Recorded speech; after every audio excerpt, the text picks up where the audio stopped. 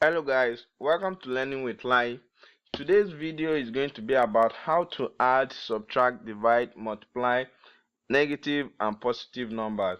You might have seen some numbers like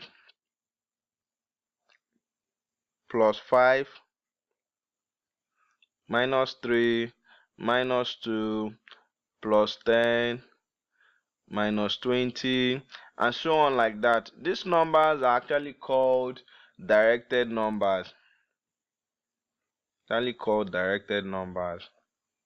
And they can either be called positive integers or negative integers, because if you look at each of these numbers, they're actually whole numbers, they are not fractions. A line can be drawn to represent this list of directed numbers, and the name of this line is actually called a number line. So if I want to show it diagrammatically to us, we have a line and I have an arrow at both ends indicating that the list of numbers continues. So we have 0 at the center, so we have the negative numbers always at the left hand side, -2, -3, -4, and it continues like that. On the right hand side we have +1, +2, +3, +4, +5.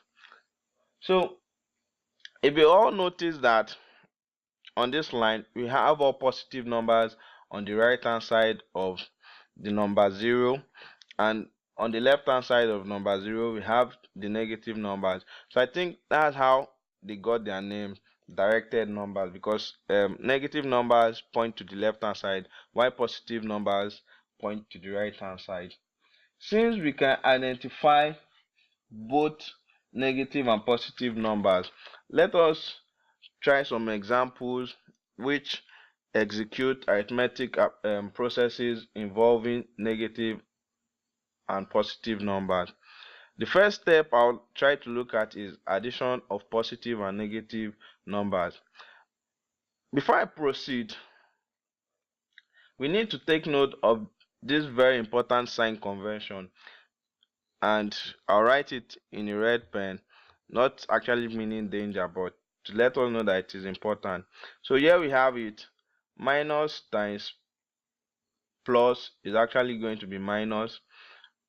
Plus times minus is actually minus. Then plus times plus is actually plus, and minus times minus is actually plus. Also, let me write it, sign convention. Also for division we have something similar to it. Let me put that of division in another column, whereby we have plus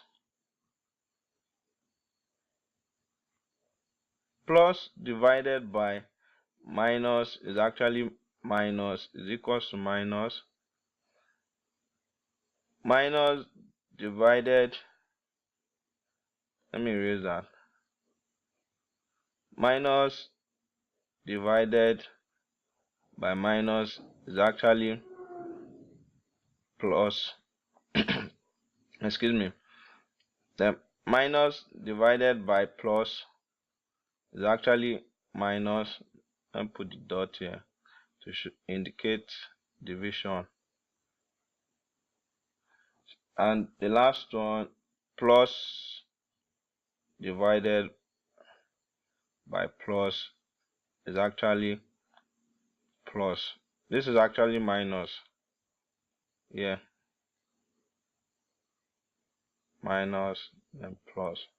So now this sign convention is actually important, and there's another trick we can use to easily memorize this. We can note that when we have two signs that are different, gives us the opposite sign. It gives us a minus sign rather. So if you look at it, minus and plus, they are two opposite signs, gives us negative sign. Plus times minus, they are two opposite signs, gives us minus. But when we have two signs that are the same, plus and plus gives us plus. Minus minus also give us plus. Same idea goes for division too. Plus and minus, there are two opposite signs, gives us minus. We have two signs that are alike, minus and minus gives us plus. Also minus and plus, there are two different signs, gives us a negative sign. And we have the same sign, plus and plus gives us a positive sign. So we can actually see that it is easy to remember. And so now, after this sign convention, we can use this to manipulate in most cases anytime you have a kind of direct question to solve. Let us now also note that the positive sign can be made invincible depending on its position in an expression, equation, or question. Let's take for instance now, whereby we have this list of positive integers, whereby we have plus 1, plus 2, plus 3, plus 4, plus 5, and so on like that. Each of all these numbers, the plus can be made to be invincible, still meaning the same thing. So I can have this 1, 2, 3, 4, and 5.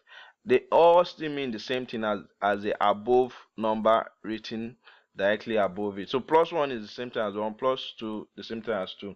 So now let us now see where we can apply this in addition of positive and negative numbers.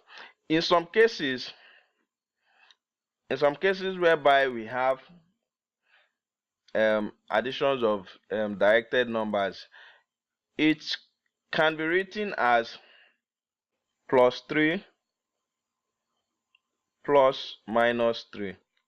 Now this kind of form, now I don't really like this kind of form, because you can't easily manipulate or solve the question given to you in this kind of form. So what I always love to do in most cases when I have something like this to solve, I try to remove all the double sign and any bracket that is in the equation or in the expression or problem to solve. So in this case now, and if you know from our normal order of operation, bracket, when we want to remove it, always becomes multiplication. So this is the same thing as plus times minus. And if you look at our sign convention, or noting that idea that when we have two different signs, the result would surely lead to a minus sign. So from here now, this will now be simplified to now give me plus 3, then minus 3 now. Now, using that principle that we know that plus can be made to be invincible, I can rearrange this same question, still meaning the same thing. And when I rearrange this will now be 3 minus 3 plus 3. And minus 3 plus 3 is actually going to be 0. Or from here, since this is plus 3 minus 3, I can make plus to be invincible, and this will also lead to 3 minus 3, which simply means 0. So let us look at some other types of similar question. So most cases in my own explanation, I might not write this bracket here, because I'll try to go straight to the direct form of the question, whereby we might have 8 minus 12, or we have 15 minus 20. So now here, now I've already simplified it, depending, maybe it was minus minus, or this year it would have been minus plus, or plus minus. So depending on that, I know that giving me this single sign here, I'll be able to solve my expression immediately and faster. So now let us now look at some other examples in a direct form, whereby we will solve it. Now we'll also see the idea of using number lines to solve some similar cases like that. So let me go to a new page. We have minus 5 plus 7. How do you think we can solve this? We can actually rearrange this, and when I rearrange it, because we have the knowledge that plus can be made invincible. And when I rearrange it, because depending on the position now, this will now be 7 minus 5. The plus that is actually in front of 7 becomes invincible, and that's going to be 7 minus 5, which is our normal daily arithmetic, and this will actually give me 2. Another example whereby we have minus 13 plus 5. This is actually going to be, if I rearrange this will now be 5 minus 13. Now if you notice now here, now we have a more negative number than a positive number here now, because the plus 5 here now I've made it to be the plus sign rather, I've made it to be invincible, and I had to rewrite the question, which now led to 5 minus 13. And if we look at it here now, we have a more negative number than a positive number. So the idea is that we simply do 13 minus 5, and the answer we get would actually have a negative sign. And 13 minus 5 is actually going to be 8. And I'll have to put minus because we have a more negative number. That means our answer is also always going to be a negative number. Let us look at another example whereby we have a more negative number. We have minus 15 plus 6. Using by rearranging this will be 6 minus 15. And if you notice, we have a more negative number. So the idea is for us to subtract it normally. 15 minus 6, and that is going to be 9, and we'll make sure that our final answer have a negative sign, because we have a more negative number than a positive number here. So, and this same thing can also be done on the number line. If I'm to sketch my number line here,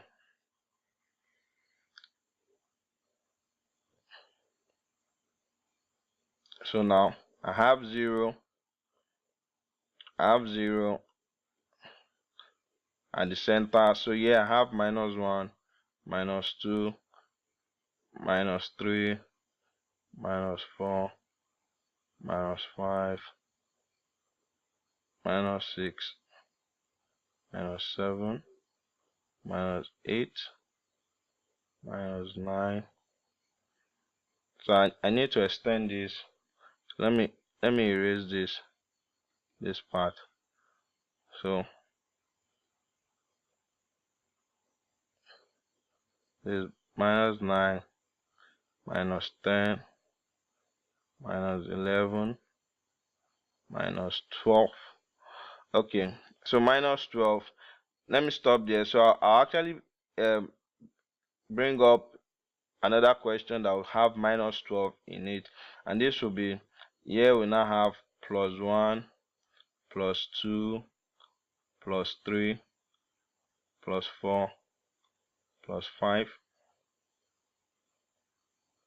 plus 6, plus 7, plus 8, plus 9.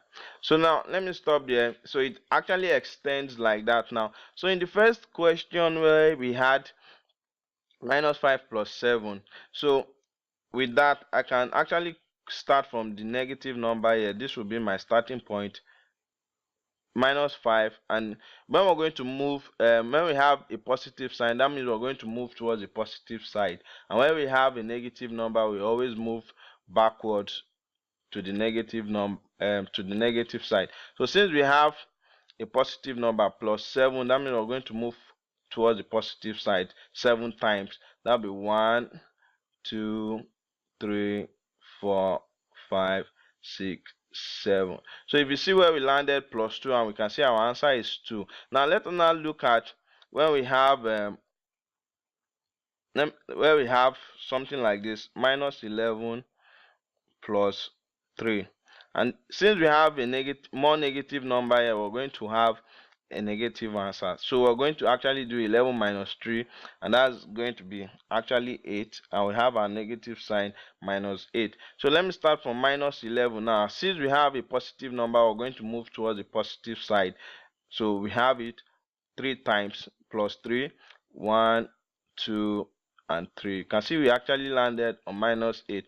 If it's that I was able to extend this number line to this range of numbers, doing it the same order, we're also going to have minus 8 and minus 9. So we can actually use the number line in cases like this, when we have arithmetic and arithmetic processes involving subtraction and addition.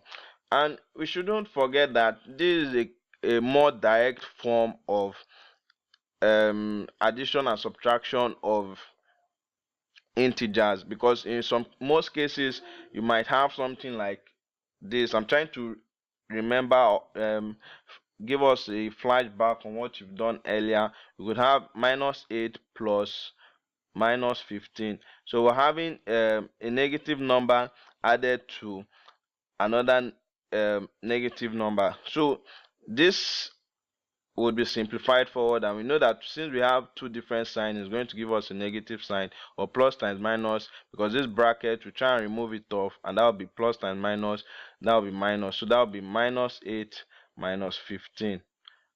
So let me do a case of whereby we have two negative numbers and we have to solve it on the number line. If we have -5, if we have -5 minus 3. So now in this kind of scenario, now we'll start on the negative number -5, and since we're having a more negative number, another negative number there again, we move towards the negative side. So that will now be 1, 2, 3, and that will be -5 minus 3, that will be -8. So it actually goes on like that. So when we have two negative numbers, we add them up and put our negative sign. If we have something like -3 minus 9, so I can start from here, -3, and I'm going to move 9 times towards the negative side. That'll be 1, 2, 3, 4, 5, 6, 7, 8, 9. So that's going to give me -12. So when we have two negative numbers, we add them up and our answer will have a negative sign. And when we have a more negative number than a positive number, we subtract it and we'll make sure that our final answer have a negative sign, because we have a more negative number. So this is the kind of arithmetic process we could come across, and in most cases maybe try to complicate things, but it's not actually hard. Since we can remember our sign convention and we know the trick behind it, we try and remove the bracket and make it come to a more simplified form, whereby we can either rearrange it or we try and solve it when we have negative, or we have a more negative number than a positive number. So it depends on each case we find ourselves now. So let us take a look at multiplication and division that could occur in any arithmetic process. And if you look at the first example I'm going to give us here now, we're going to have a negative number. We're going to have a negative number and a positive number. So now, remembering our sign convention, so what I actually do first, I try and multiply the signs out first, then I'll now do the multiplication with the actual numbers themselves. So now, if you remember, minus times plus rather is going to give me minus, or you can actually use the idea when you have two different signs, actually give you a negative sign. So 7 times 3, that's going to be 21. So another example again, we could actually see -25 times -2. So remembering the sign convention, minus times minus, that's going to be plus, and 25 times 2, that's 50. And you can actually look at it when you have the same signs that are the same, you actually have a positive number, and plus 50 can actually be written as 50 because plus can be made invincible. So now let us try and look at another example now, hereby we have 3 times 5 times -6. Yeah, now when we have something like this, we see that we have three numbers here. We have minus, we have plus, there's an invincible plus here, then we have a minus. So we can actually do that. Minus times plus, that actually give me minus, and minus times minus, that will be plus.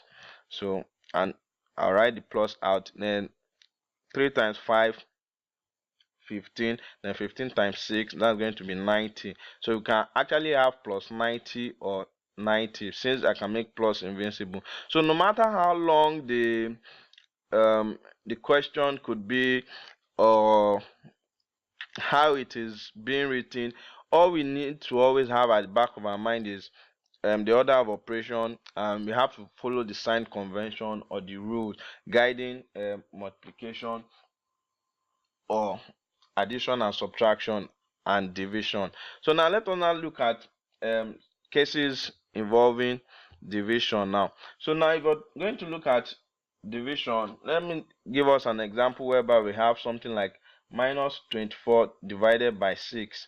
So we can see that we have the sign on minus on 24 is negative, and the sign on 6 is actually positive. And if you remember the sign convention for, let me take us back to the sign convention. If you look at the sign convention for division, when you have plus divided by minus or minus divided by plus, you have a negative number. So now here now we have minus divided by plus, or we have minus and plus. There are two different signs, therefore we have a negative number. So we write out our sign first. Then 24 divided by 6, that's actually 4. Then let us look at another example whereby we have minus 100 divided by minus 10. So here now we have minus and we have another minus here. Since we're having two signs that are the same, that means we will have a positive number, and 100 divided by 10, that's actually 10, which I can write this as 10 plus 10, because I can make plus to be invincible. We have to know that. So another example again whereby we have minus 125 divided by minus 5. Minus, this will actually lead to plus, or I can also write this as minus 25 over minus 5.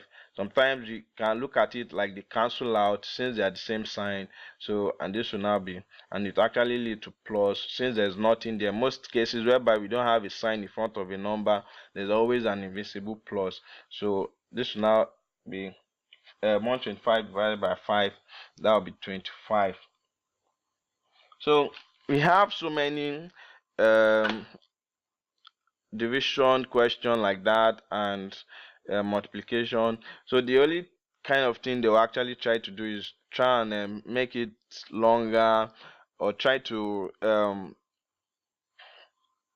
look at it in a kind of more complex way, whereby you put in letters, and that will be under algebra. So well, these are basic ideas on arithmetic processes involving directed numbers, and this goes so far into calculational processes at all levels. So that's all on this topic. So if you have any suggestion, comment, kindly drop them below, and please click the like button and subscribe. Thank you for watching.